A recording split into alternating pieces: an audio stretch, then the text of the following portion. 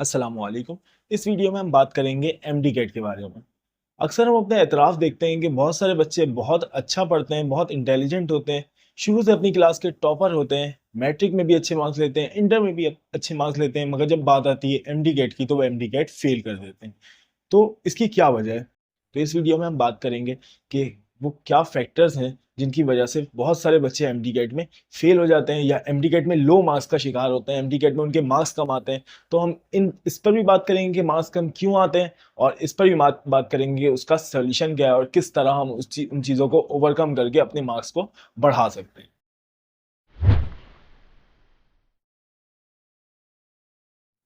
तो सबसे पहली चीज़ जो एमबीबीएस में एडमिशन के लिए बहुत ज़्यादा ज़रूरी है, एमडी गेट में सक्सेस के लिए बहुत ज़्यादा ज़रूरी है, वो है सर्टेनिटी। आपको यकीन होना चाहिए कि आपका एडमिशन होगा। अगर आपको यकीन नहीं है कि आपका एडमिशन नहीं होगा या नहीं होगा, या आपको शक है अगर इस बात पे कि आपका एडमिशन हो सकता है, ना हो सकता है हो जाए, क्योंकि बहुत सारे बच्चे कॉम्पीट करेंगे, तो आपका एमडी गेट में अच्छा परफॉर्म करना बहुत ज़्यादा मुश्किल है।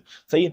ऐसा क्यों है? क्योंकि जब भी आपको किसी चीज़ का यकीन हो जाता है, किसी भी चीज़ की आपको सर्टेनिटी हो जाती है कि मेरा इसमें एडमिशन होगा, तो आप उसके लिए मैक्सिमम एफर्ट पुट करते हैं। और अगर आपको किसी चीज़ में शक होता है कि हो सकता है कि ऐसा हो जाए, हो सकता है ना हो सकता है मेरी मेहनत ज़ाया हो जाए, तो फिर आपका ब्रेन उस चीज़ में मेहनत करने से कतराता है। अच्छा, अक्सर आप देखते होंगे कि जिन बच्चों के पेरेंट्स डॉक्टर हैं, जिन बच्चों के भाई-बहन डॉक्टर हैं, जिन बच्चों के खानदान में बहुत सारे डॉक्टर्स हैं, वो एमडी गेट आसानी से क्लियर कर लेते हैं और गवर्नमेंट की सीट भी सिक्योर कर लेते हैं।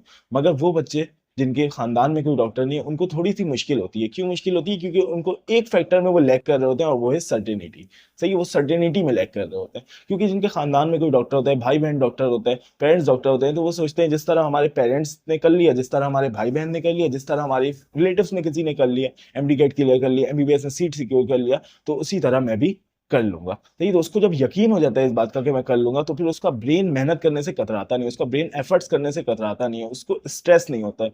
तो आपको भी क्या करना है, आपको भी इस बात पे यकीन रखना है कि आपका एडमिशन हो जाएगा। सही है? जब आप ये सोचेंगे कि मेरा एडमिशन हो जाएगा, इस बात पे यकीन कर लेंगे, इस बात पे आपका पूरा एतमाद होगा, तो फिर आपका ब्रेन पहले से और ज़्यादा एफर्ट्स पुट करना चाहेगा। पहले से और ज़्यादा एफर्ट्स, पहले से और ज़्यादा मेहनत पुट करेगा, पहले से और ज़्यादा हार्ड वर्क करेगा आपकी इस फील्ड में आपको एमडी गेट में सक्सेस दिलाने के लिए। तो सबसे पहले तो आपको सर्टेनिटी रखनी है। अच्छा, उसके बाद क्लैरिटी ऑफ माइंड भी होनी चाहिए सर्टेनिटी के साथ। जैसे बहुत सारे बच्चे ऐसे होते हैं जो सोचते हैं कि अगर मेरा एमबीबीएस में एडमिशन नहीं हुआ तो मैं बीडीएस कर लूँगा या फॉर्म डी कर लूँगा या डीपीटी कर लूँगा या बीबीए या सीए या माइक्रोबायोलॉजी या बायोटेक्नोलॉजी। तो जब भी आप अपने ब्रेन को इतने सारे ऑप्शंस दे देंगे तो फिर ब्रेन सबसे ईज़ीएस्ट पाथवे चूज़ करेगा। और उसके अलावा जब आप नहीं पढ़ेंगे तो आपका ब्रेन आपको इस तरह ट्रिक करेगा कि अगर मेरा एडमिशन नहीं भी होता है तो कहाँ मैं डीपीटी में एडमिशन ले लूँगा, बीडीएस में एडमिशन ले लूँगा, फॉर्म डी में एडमिशन ले लूँगा, वरना सीए तो कर ही लूँगा, बीबीए तो कर ही लूँगा। तो इस तरह के ऑप्शंस की वजह से आपकी प्रोडक्टिविटी डाउन होती है। तो अपनी प्रोडक्टिविटी को डाउन होने से बचाना है तो आपको अपने ब्रेन को ऑप्शंस नहीं देने हैं। याद रखिए कि जब भी आप अपने ब्रेन को ऑप्शंस देंगे तो ब्रेन आपकी प्रोडक्टिविटी को डाउन कर देगा। इसको एक मिसाल से समझते हैं। मिसाल के तौर पे आपका कल एक न्यूमेरिकल का टेस्ट है।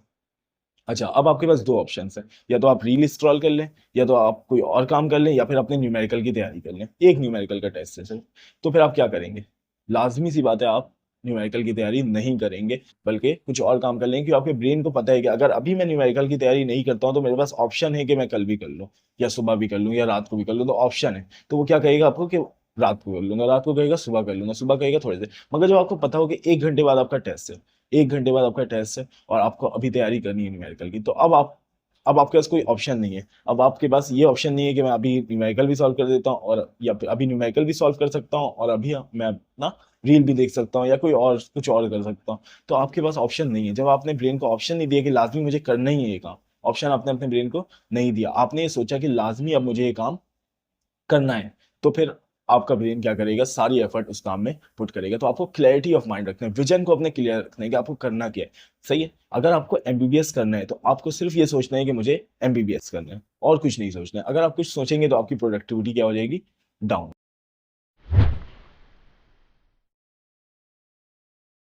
सेकंड चीज, अच्छा, सेकंड एस्पेक्ट बहुत ज्यादा इंपॉर्टेंट है। सेकंड एस्पेक्ट है स्ट्रेस मैनेजमेंट। अब स्ट्रेस एक ऐसी चीज है जिससे हर टॉपर और हर बैक बेंचर और हर स्टूडेंट इससे अफेक्टेड है। तो ये स्ट्रेस से बचा हुआ कोई भी नहीं है। और एक इक्वेशन हमेशा याद रखना, stress is inversely proportional to your MDCAT marks. Yes, stress is inversely proportional to your MDCAT marks. आपका एमडीकेट वाले दिन जितना स्ट्रेस ज्यादा होगा, आपके एमडीकेट में मार्क्स उतने ही कम होंगे। और आपका एमडी गेट में स्ट्रेस, एमडी गेट वाले दिन स्ट्रेस जितना कम होगा, आपके एमडी गेट में मार्क्स उतने ही ज्यादा होंगे। तो ये दोनों इनवर्सली प्रोपोर्शनल है, इस चीज को याद रखिएगा। अच्छा, इसको मेडिकल के बच्चे बहुत आराम से समझ सकते हैं, क्योंकि हमारे ब्रेन में एक पार्ट है, हमारे ब्रेन का एक पार्ट है सेरेब्रल कॉर्टेक्स। इस सेरेब्रल कॉर्टेक्स में एक लोब है, उस लोब का नाम है फ्रंटल लोब। और इस फ्रंटल लोब में एक एरिया है जिसको हम कहते हैं प्री फ्रंटल कॉर्टेक्स। तो pre frontal cortex cerebral cortex का एक एरिया है।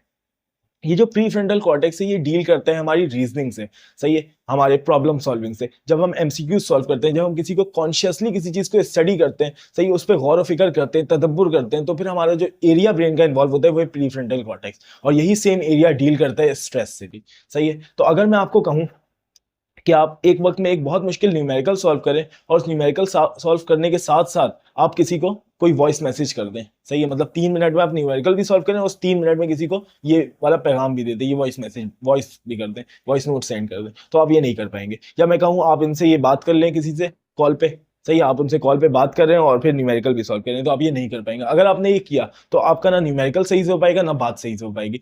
न्यूमेरिकल सॉल्व करने एफिशिएंसी कम हो जाएगी, गलती के चांसेस बहुत ज्यादा बढ़ जाएंगे, और अव्वल तो वो होगा ही नहीं। अब हमारा जो प्री फ्रंटल कॉर्टेक्स है, प्री फ्रंटल कॉर्टेक्स रीजनिंग भी कर रहा है, प्रॉब्लम सॉल्विंग कर रहा है, एमसीक्यू सॉल्विंग कर रहा है, और उसके साथ वो स्ट्रेस को भी डील कर रहा है। तो ऐसा कैसे पॉसिबल है कि वो स्ट्रेस को भी डील कर रहा है और साथ में आपकी प्रॉब्लम सॉल्विंग करके भी दे रहा है, आपको एमसीक्यू सॉल्व करके दे रहा है? तो कैसे वो एफिशिएंसी से कर सकते हैं? वो करेगा तो, मगर वो एफिशिएंसी नहीं रहेगी। स्ट्रेस जितना ज्यादा होगा उस प्रॉब्लम सॉल्विंग में एफिशिएंसी उतनी कम होगी, स्ट्रेस जितना कम होगा प्रॉब्लम सॉल्विंग में एफिशिएंसी उतनी ज्यादा होगी। समझ में आई बात? तो स्ट्रेस नहीं लेना। स्ट्रेस अगर आप लेते हैं एमडी गेट वाले दिन, तो आप सही से, फिर स्ट्रेस की वजह से होगा ये कि आप वो एमसीक्यूज गलत कर देंगे जिन एमसीक्यूज के गलत करने का कोई चांस ही नहीं था, सही है। आप घर पे आके सोचेंगे कि इतना इजी एमसीक्यूज में कैसे गलत कर दिया, तो आपने ऐसे गलत कर दिया कि आपका जो प्री फ्रंटल कॉर्टेक्स था वो उस वक्त एमसीक्यूज सॉल्व करने के टाइम साथ में स्ट्रेस को भी मैनेज कर रहा था, स्ट्रेस को भी डील कर रहा था, इसलिए उसने उस एमसीक्यूज पे इतना ज्यादा फोकस, उस एमसीक्यूज की रीजनिंग में इतना ज्यादा फोकस नहीं किया, इतना ज्यादा फोकस वो कर ही नहीं पाया, क्योंकि साथ में उसको स्ट्रेस से भी डील करना था। तो इसलिए स्ट्रेस जितना कम होगा आपके एमडी गेट के मार्क्स इतने ज्यादा होंगे। अब इस स्ट्रेस को मैनेज किस तरह करना है? अच्छा, आपको हजारों वर्कशॉप मिल जाएंगी स्ट्रेस मैनेजमेंट पे, उन वर्कशॉप में बताए गए एक तरीके की भी जरूरत नहीं है, क्योंकि मुसलमानों के पास एक बहुत इंपॉर्टेंट टूल है जिसको हम कहते हैं अल्लाह पर ईमान। कुरान में अल्लाह फरमाता है कि जो कोई अल्लाह पर ईमान लाएगा उस पर ना कोई खौफ होगा और ना वो गमगीन होगा, वला खौफुन अलैहिम वला हुम यहज़नून। अच्छा, क्यों? क्यों जो अल्लाह पर ईमान लाएगा उस पर कोई खौफ नहीं होगा, उसको कोई गम नहीं होगा, यानी उस इन अदर वर्ड्स उसको कोई स्ट्रेस नहीं होगा? क्यों ऐसा? इसलिए लिया, अगर उसने दुनिया में सब कुछ भी हासिल कर लिया, फिर भी वो सब दुनिया में हासिल करदा चीज खत्म हो जाएगी एक दिन, उसको मौत आ जाएगी, और मौत आते ही दुनिया, सारी चीज जो उसने दुनिया में हासिल की थी वो उससे दूर कर दी जाएगी। और अगर उसने सब, और उसने कुछ भी हासिल नहीं किया, तो एक दिन तो ये सब उससे छिन जाना था, आज छिन गया तो क्या हुआ? सही है। तो ये जो एटीट्यूड है, ये जो पॉजिटिव एटीट्यूड है, ये पॉजिटिव एटीट्यूड बहुत ज्यादा जरूरी है स्ट्रेस को दूर करने के लिए, और ये सबसे ज्यादा एफिशिएंट तरीका है स्ट्रेस को दूर करने का, कि आप अल्लाह पे यकीन कर लें। दुनिया में सक्सेस हासिल करो, दुनिया को हासिल करो, दुनिया को फतह करो, मगर कभी भी दुनिया की मोहब्बत को अपने दिल में नहीं आने देना। बिल्कुल एक कश्ती की तरह, जिस तरह कश्ती पूरे समुद्र में घूमती रहती है, मगर समुद्र का एक कतरा भी पानी कश्ती के अंदर नहीं आता है। अगर समुद्र का पानी कश्ती के अंदर आ गया तो फिर कश्ती क्या हो जाएगी? डूब जाएगी। इसी तरह से दुनिया को हासिल करो, दुनिया पे मेहनत करो, मगर दुनिया की मोहब्बत को अपने दिल में मत। तब तक आपके दिल के बाहर दुनिया है, तब तक आपको कोई स्ट्रेस नहीं होगा, और अगर आपको कोई स्ट्रेस नहीं होगा तो आपकी प्रोडक्टिविटी अप होगी, क्योंकि आपका सारा फोकस, आपको पूरा प्रीफ्रंटल कॉर्टेक्स उस काम में फोकस करेगा जो काम आप कर रहे हैं, क्योंकि आपको स्ट्रेस ही नहीं है। तो इस वजह से अगर दुनिया को आप अपने दिल से बाहर निकाल देंगे तो दुनिया आपको मिलना शुरू हो जाएगी। क्यों मिलना शुरू हो जाएगी? क्योंकि आपका फोकस बढ़ जाएगा, आपकी स्किल्स बढ़ जाएंगी, प्रॉब्लम सॉल्विंग स्किल्स बढ़ जाएंगी, आपकी रैशनैलिटी बढ़ जाएगी, तो आपकी थिंकिंग स्पीड बढ़ जाएगी, सब चीजें बढ़ जाएंगी, तो आपको दुनिया मिलना शुरू हो जाएगी। तो जब आप दुनिया को दिल से निकालते हैं तो आपको दुनिया ज्यादा मिलती है, और जब आप दुनिया को दिल में दाखिल करेंगे, दुनिया को दिल में दाखिल करेंगे मतलब दुनिया से मोहब्बत करेंगे, दुनिया की चीज से, दुनिया की किसी भी चीज से आप अगर मोहब्बत करते हैं तो आपको डर होगा कि कहीं वो चीज आपसे छिन ना जाए। जब डर होगा तो डर की वजह से स्ट्रेस आए, दुनिया हाथ से दूर निकलती जाएगी, और जिस दिन दुनिया दिल से बाहर निकल गई उस दिन स्ट्रेस चला जाएगा, स्ट्रेस चला जाएगा, दुनिया तुम्हारे पास आने लगेगी। तीसरा एस्पेक्ट है क्लियर कॉन्सेप्ट। आपके कॉन्सेप्ट क्लियर होने चाहिए, आपके पास अंडरस्टैंडिंग, हर कॉन्सेप्ट की, हर टॉपिक की अंडरस्टैंडिंग आपके पास बिल्कुल क्लियर कट होनी चाहिए। अगर आपके पास बहुत छोटा सा सिलेबस होता, बहुत छोटा सा सिलेबस, तो मैं कहता आप रट्टा भी मार लें तो आप कामयाब हो जाएंगे, आप बहुत अच्छे मार्क्स सिक्योर कर लेंगे। और ये गलती बहुत सारे बच्चे करते हैं, वो सोचते हैं हम रट्टा मार के बहुत अच्छे मार्क्स सिक्योर कर लेंगे, मगर वो नहीं कर पाते।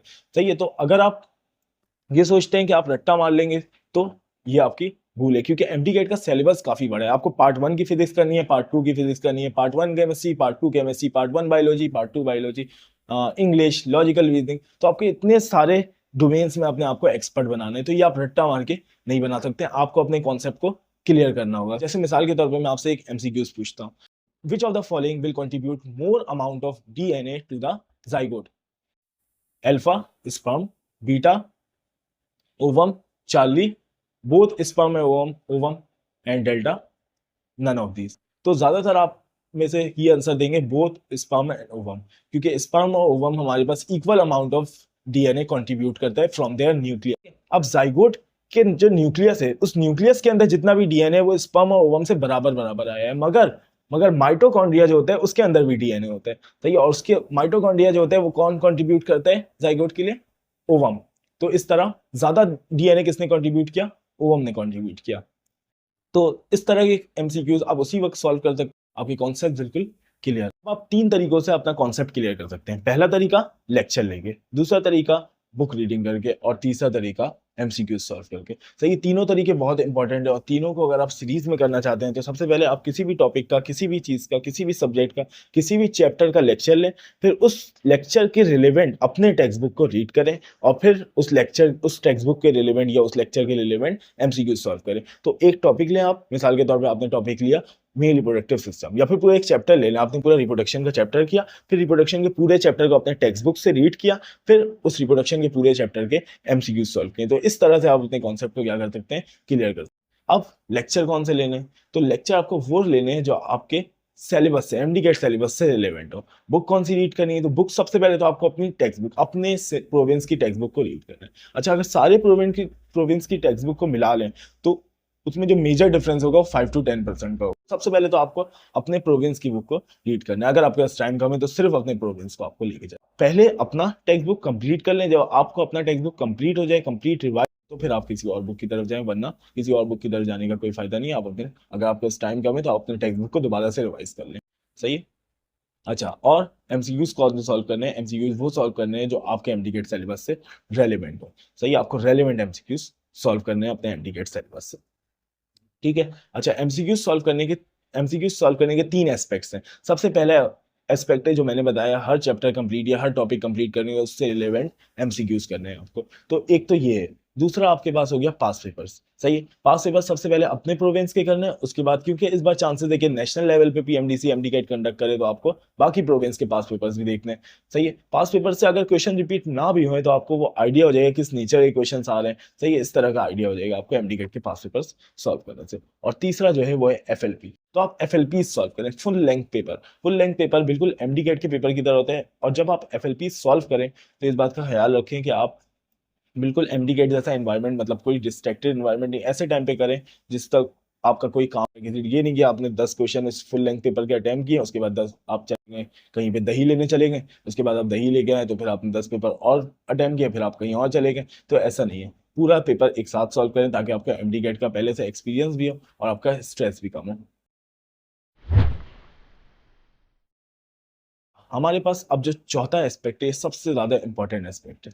सही, सबसे इंपॉर्टेंट एस्पेक्ट है। वो क्या है? वो आप किस तरह आप अपनी मिस्टेक्स को अपने लेसन्स में कन्वर्ट कर सकते हैं। सही, ये सबसे ज्यादा इंपॉर्टेंट एस्पेक्ट है। अपने मिस्टेक्स को अपने लेसन में कन्वर्ट करना है आपको। किस तरह करना है? मिसाल के तौर पे आप एमसीक्यू अंधाधुंध सॉल्व करते गए करते गए करते गए, 100 एमसीक्यू सॉल्व कर लिए, 1000 एमसीक्यू सॉल्व कर लिए, 10,000 एमसीक्यू सॉल्व कर लिए, 50,000 एमसीक्यू सॉल्व कर लिए, मगर आपने जो मिस्टेक्स किए आपने उनको छोड़ दिया। तो आपके एमसीक्यूज सॉल्व करने का सिर्फ एक फायदा होगा कि आपकी रिवीजन हो जाएगी। जिन एमसीक्यूज को आपको करना आता है, जिन टॉपिक्स आपको, जो टॉपिक्स आपको आते हैं उसकी रिवीजन हो जाएगी बस, और आपको कोई फायदा इस एमसीक्यूज सॉल्व करने से नहीं होगा। तो एमसीक्यूज को आपको जो सॉल्व करना है, एमसीक्यूज को आपने मिसाल के तौर पर 100 एमसीक्यूज सॉल्व किए, तो उनमें से 10 एमसीक्यूज आपके गलत हो गए। उस 10 एमसीक्यूज को आपको रिव्यू करना है कि वो 10 एमसीक्यूज क्यों गलत हुए, क्या वजह है इस 10 एमसीक्यूज के गलत होने की। सही है, अगर आपका इसमें कॉन्सेप्ट वीक है तो आप जाके दोबारा से जिस टॉपिक से रिलेवेंट आपका एमसीक्यूज गलत हुआ है उस टॉपिक को दोबारा से पढ़ें, दोबारा से बुक से रीड करें, दोबारा उसका लेक्चर लें। सही है, और अगर आपको किसी और वजह से, किसी माइंडफुलनेस में कमी की वजह से अगर वो एमसीक्यूज गलत हुए तो उस चीज को दूर करें। सही, तो ये एनालाइज करें, हर एक एमसीक्यू गलत होने वाले एमसीक्यूज का ऑडिट करें, पूरी तरीके से ऑडिट करें क्यों ये एमसीक्यूज गलत। आपने अक्सर सुना होगा कि मिस्टेक्स जो होती हैं वो इंसान को स्ट्रांग बनाती है, मिस्टेक्स जो होती हैं वो इंसान को परफेक्शन की तरफ लेके जाती हैं, मगर ये बात आधी सही है। जैसे कुछ मिस्टेक्स ऐसी होती हैं जो इंसान बार बार करते जाए तो उसका सेल्फ कॉन्फिडेंस भी कम होगा, उसका सेल्फ स्टीम भी कम होगा, और साथ में वो ग्रो भी नहीं कर पाएगा। और एक सही अप्रोच क्या है मिस्टेक्स को करने की जिससे आप स्ट्रांग होंगे, वो ये है कि जब भी आप कोई मिस्टेक करें उस मिस्टेक से आप सीखेंगे मिस्टेक क्यों हुई है, ये मिस्टेक किस वजह से हुई, ये मिस्टेक आगे कैसे नहीं हो सकती है। सही, जब आप इन चीज़ों को सीखेंगे तो आपको मिस्टेक और ज़्यादा स्ट्रांग बना देगा। फिर अगर आप 1000 एमसीक्यूज का टेस्ट देते हैं और 100 एमसीक्यूज गलत होते हैं तो आप 100 ऐसे तरीके देख लेंगे जिसकी वजह से अगली बार आपका एमसीक्यूज गलत ना हो। इस तरह आपकी मिस्टेक भी सुधर जाएगी और आप पहले से और ज्यादा बेहतर भी हो जाएंगे। तो अगर इस अप्रोच से, इस पॉजिटिव अप्रोच से आप चलें तो जितने ज्यादा मिस्टेक्स आप करेंगे उतना ज्यादा आपको सीखने का मौका मिलेगा। तो इसीलिए एमसीक्यूज को बहुत ज्यादा सॉल्व करें, और बहुत ज्यादा सॉल्व करने के बाद उसमें जो एरर्स हैं, उनमें जो गलतियां हैं, उनमें जो मिस्टेक्स हैं उनको सुधारें। सही है कि आगे वो मिस्टेक्स ना हो, और किस तरीके से वो मिस्टेक हो रही है वो तरीका भी दोबारा रिपीट ना हो।